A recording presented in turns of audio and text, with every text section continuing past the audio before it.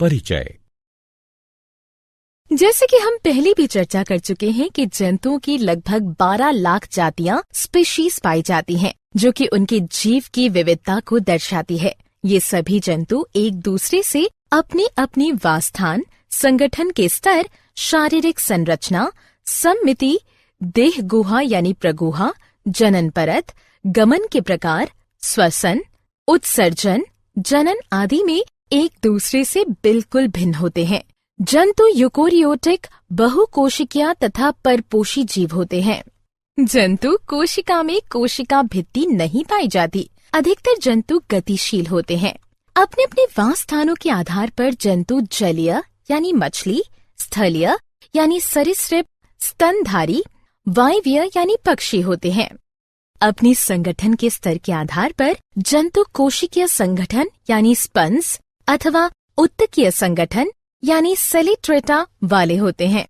सम्मिति के आधार पर जंतु अरिय सम्मिति यानी सिलेंट्रेटा, स्पंज, इकाई नोडर्मेटा अथवा द्विपार्श्व सम्मिति, निमेटोड्स, ऑर्थोपॉड्स, एनिलिड्स तथा कशेरुकी तथा कुछ असम्मिति स्नेल होते हैं। देह गुहा के आधार पर जंतु अगुहीय यानी सिलेंट्रेटा और चपटे क्रीमी तथा कुछ कूटगुहिक यानी निमेटोड्स होते हैं।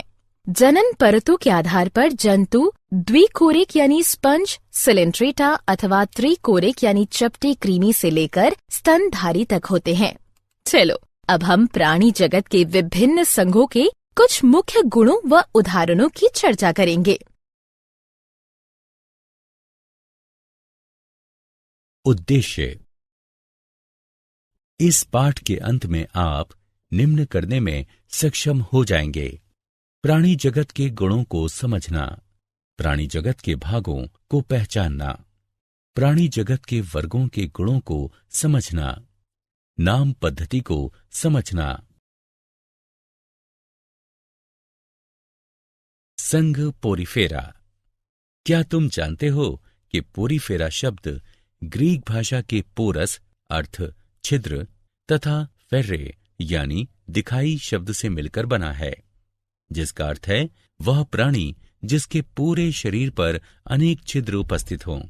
ये छिद्र शरीर में उपस्थित नाल प्रणाली से जुड़े होते हैं, जिनके माध्यम से शरीर में जल, ऑक्सीजन और भोज्य पदार्थों का संचरण होता है।